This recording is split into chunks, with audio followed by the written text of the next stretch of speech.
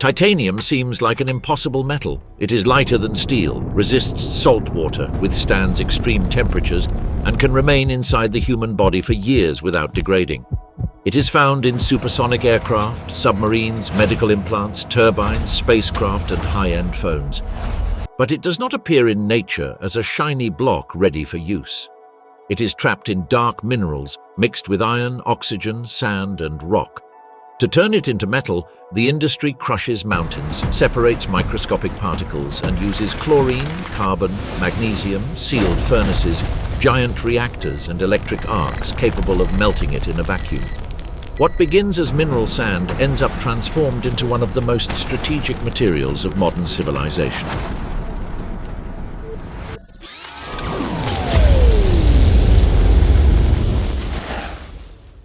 The manufacturing of titanium begins long before the metal appears. It starts in mines, coastal dunes, and mineral deposits where ilmenite and rutile have accumulated over millions of years.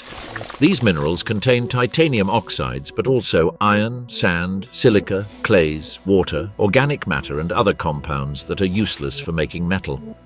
Therefore, the first part of the process consists not of producing titanium, but of isolating the mineral fraction that actually contains the element. In coastal deposits, the mineral appears mixed with heavy sands. There, the industry uses hydraulic mining, dredging, and density separation systems. High-pressure water jets dislodge large volumes of sand, forming a mineral slurry and allowing the denser particles to separate from the lighter ones. The difference in weight is key. Titanium-rich grains weigh more than common sand, so they can be concentrated using channels, spirals, shaking tables, and decantation systems. The light, clear sand moves forward with the water. The dark fraction, rich in heavy minerals, is retained for processing. In inland deposits, the work changes. Large excavators remove the top layer of soil and rock to reach the ore body. High-tonnage trucks transport the material to crushing and washing plants. There, the mineral passes through screens, mills, and classification systems.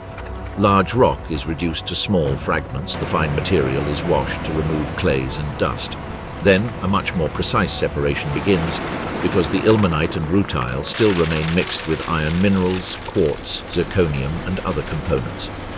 Industrial concentration relies on three principles: weight, magnetism, and surface chemical behavior. First, gravity separation takes advantage of the density of the titanium mineral. Heavy particles descend more easily, while lighter ones move with the water flow. Second, magnetic separation allows the removal of iron-rich minerals. Ilmenite, due to its composition, responds differently to magnetic fields than other minerals in the mixture. Finally, flotation helps eliminate silica and undesired particles. In this stage, specific reagents modify the surface of certain grains so that they attach to air bubbles and float, while others remain at the bottom. The result is not metallic titanium, it is a mineral concentrate. To the naked eye, it may look like dark or reddish sand, without the spectacular appearance of the finished metal. However, it already represents a high-value raw material. Its titanium dioxide content increases, and most of the useless rock is left out of the process. This concentration is indispensable because transporting and processing poor material is too costly.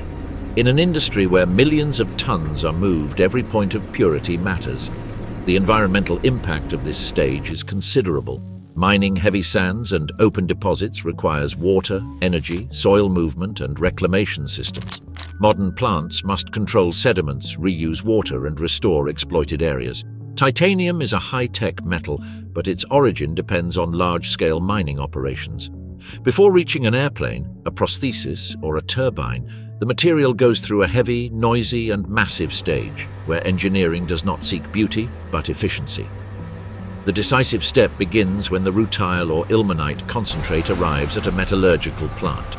There, the objective is no longer to separate sand or rock, but to break the chemical structure of the mineral. Titanium is bonded to oxygen in the form of titanium dioxide, a stable compound that is difficult to reduce. If one attempts to treat it like iron in a common blast furnace, the result is not pure metallic titanium. The metal reacts with oxygen, nitrogen, and carbon all too easily. Therefore, the industry uses an indirect route. It first converts the oxide into a purifiable chemical compound and then reduces it under controlled conditions. The most important stage is chlorination. In sealed furnaces, the concentrate is mixed with carbon and exposed to chlorine gas at elevated temperatures. Under these conditions, the titanium in the mineral is transformed into titanium tetrachloride, a volatile liquid that can be separated by distillation. This conversion is fundamental. The solid mineral, full of impurities, becomes a chemical compound that can be repeatedly purified until it reaches the grade necessary to produce metal. The purification of titanium tetrachloride is critical. Elements such as iron, vanadium, manganese, silicon, or magnesium can ruin the final properties of the metal if they remain in excessive amounts. Titanium is used in industries where a failure can be catastrophic. An aircraft engine, a submarine structure, a chemical valve, or a medical implant do not tolerate out-of-control impurities. Therefore, the compound is filtered, distilled, and refined until a high-purity intermediate material is obtained. Next comes the reduction process. The most widely known industrial method is the Kroll process. Instead of using carbon as a direct reducing agent, metallic magnesium is employed inside closed reactors. Titanium tetrachloride is introduced into a steel vessel under a controlled atmosphere. There, it reacts with hot magnesium. The magnesium takes the chlorine and forms magnesium chloride, while the titanium is released in solid form. But it does not appear as a shiny ingot. It appears as a porous, irregular, and grayish mass, titanium sponge. That sponge is the first real birth of the metal. It has a rough texture, internal cavities, and remnants of salts. It cannot yet be used to manufacture precise parts, but it is already metallic titanium. Its appearance resembles a metallic rock full of pores. Each block contains the result of hours of chemical reaction, cooling, and careful handling. The reactor is opened only after the reaction finishes and the mass cools. Then the sponge is removed in blocks, broken into smaller fragments, and washed to eliminate magnesium chloride and remnants of unreacted magnesium. Washing and cleaning are delicate stages. If salts remain trapped, they can affect the quality of the metal during subsequent melting. Therefore, the sponge fragments are treated with special solutions, dried and classified according to purity, size, and composition. The industry does not mix just any batch with any other. Each destination demands a specific composition. Titanium for aerospace applications, for example, requires stricter controls than titanium destined for less critical industrial uses. The pure sponge is then prepared for melting. In many cases, it is mixed with alloying elements such as aluminum and vanadium to form specific grades. One of the most famous is Ty6Al4V, an alloy that combines titanium with approximately 6% aluminum and 4% vanadium. This combination improves mechanical strength, thermal behavior, and stability, making it fundamental in aeronautics, medicine, and high-performance components. But before becoming bars, plates, or parts, the sponge must be transformed into a compact block. For this, it is pressed into electrodes or compacted into shapes suitable for vacuum melting. Here appears one of the most important technologies in the entire chain, vacuum arc remelting, known as VAR. In this process, a titanium electrode is placed inside an airless chamber over a water-cooled copper crucible. An intense electric current generates an arc that melts the metal layer by layer. The droplets of liquid titanium descend and slowly solidify at the bottom of the crucible, forming a denser, more homogeneous and purer ingot. The vacuum is essential because hot titanium reacts easily. If excess oxygen, nitrogen, or hydrogen enters, the metal can become brittle. The vacuum furnace prevents that contamination and allows for controlled solidification. In critical applications, the ingot may be remelted more than once to improve its homogeneity. Each remelting reduces segregation, eliminates inclusions, and produces a more reliable material. At the end of this stage, titanium is no longer mineral, nor chemical compound, nor porous sponge. It is a metallic ingot, heavy, cylindrical, silvery, and still rough, but with the necessary purity to enter the mechanical phase. It goes from a dark sand to a strategic metal through an extremely controlled chain of chemical transformations. And even so, the process is far from over. An ingot does not fly, is not implanted, does not support a turbine, and does not form part of a submarine. To reach those applications, titanium must be deformed, physically refined, and machined with extraordinary precision. When the ingot comes out of the furnace, it still does not have the shape or internal structure required by the industry. It is pure or alloyed metal, but it needs to be converted into a billet, bar, plate, sheet, tube, or machined part. To achieve this, it is heated again until reaching temperatures where titanium can deform without fracturing. In that state, a crane or robotic arm transfers the ingot to large-capacity hydraulic presses. There, forging begins. Forging is not just a matter of shape. It is also an internal transformation. Under the pressure of enormous pistons, the ingot is compressed, elongated, and compacted. Microscopic pores close. The crystalline structure reorganizes. The metallic grains orient themselves in a more favorable manner. The result is a stronger, more uniform, and more reliable material. In strategic metals like titanium, strength does not depend solely on chemical composition. It also depends on how it is worked, how many times it is heated, how much it is deformed, and how it is cooled. After forging, the material can pass to rolling mills. There, giant rollers reduce the thickness and extend the metal into plates, bars, or sheets. The process can be carried out hot or cold, depending on the final product. Hot rolling allows for large deformations. Cold rolling improves dimensions, surface finish, and tolerances.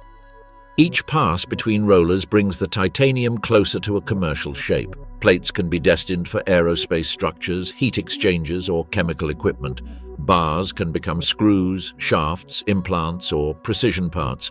Sheets can end up in lightweight components where every gram matters. But working titanium is not simple. Its strength, which makes it so valuable in service, also makes it difficult to process. During machining, titanium retains heat in the cutting zone. This low thermal conductivity concentrates temperature on the tool, accelerates wear, and can deform the part. Furthermore, the metal tends to react with certain tools if the temperature increases too much. Therefore, workshops that machine titanium use constant cooling, controlled speeds, special tools, and precise cutting strategies. In lathes, milling machines, and CNC centers, titanium begins to take its final shape. Oxidized surfaces are removed by grinding. Blocks are cut into smaller pieces. Computer numerical control machines follow programmed trajectories with tolerances of thousandths of a millimeter.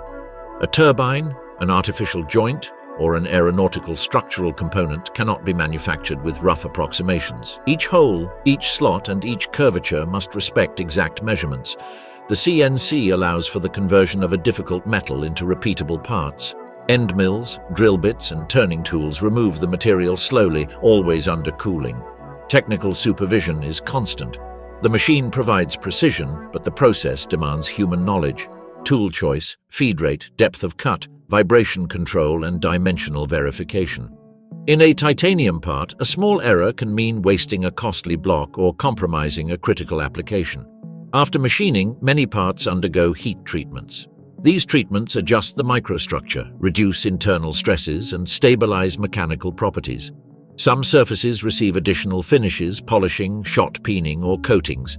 In the case of medical implants, cleaning and surface control are even stricter. Titanium is biocompatible because it forms a stable oxide layer that protects it and allows its integration with human tissues. This same property makes it useful in hip prostheses, bone plates, surgical screws, and dental implants. In the aerospace industry, its value is explained by a combination that is hard to match: high strength-to-weight ratio and good performance against heat and corrosion. An airplane does not just need strong materials, it needs materials that are strong and lightweight. Every kilogram saved reduces consumption, increases payload, or improves performance. For this reason, titanium appears in landing gear, engine parts, fasteners, casings, discs, and components subjected to extreme stresses. In marine environments, titanium gains importance due to its resistance to salt water. Many metals corrode rapidly in the presence of chlorides. Titanium, on the other hand, forms a very stable, protective film. This property makes it valuable in submarines, desalination plants, heat exchangers, offshore platforms, and chemical systems exposed to aggressive fluids. In these cases, its initial cost may be high, but its lifespan compensates for the investment by preventing failures, frequent maintenance, or premature replacements. It also enters consumer products. Some brands use it in phones, watches, bicycles, tools, and sporting goods. There, titanium is not always indispensable from a technical standpoint, but it provides lightness, resistance, and material prestige. However, its high cost limits its mass use. Steel remains the backbone of global infrastructure. Aluminum continues to dominate many lightweight applications because it is cheaper and easier to process. Titanium remains reserved for places where its properties truly justify its complexity. The final stage of the chain is commercial preparation. Bars are grouped into bundles, protected with wrappings and labeled with alloy grade, dimensions, batch weight, and traceability. Plates and billets are stored on pallets, racks, or special containers to avoid bumps and contamination. Traceability is fundamental. In critical industries, it is not enough to know that a part is made of titanium. It is necessary to know which batch it comes from, how it was melted, what composition it has, what treatments it received, and what tests it passed. Thus ends the industrial journey of titanium, from dark minerals in dunes or open mines to parts capable of working in engines, human bodies, chemical reactors, deep oceans, and space vehicles. Its manufacturing is not a simple smelting, but a sequence of mining, chemistry, vacuum, pressure, heat, and mechanical precision. That is the reason for its price, but also for its value. Titanium does not become a technological symbol because it is abundant, but because it is difficult. The industry masters it stage by stage, until transforming a common but rebellious mineral into one of the most resistant, lightweight, and reliable metals in existence.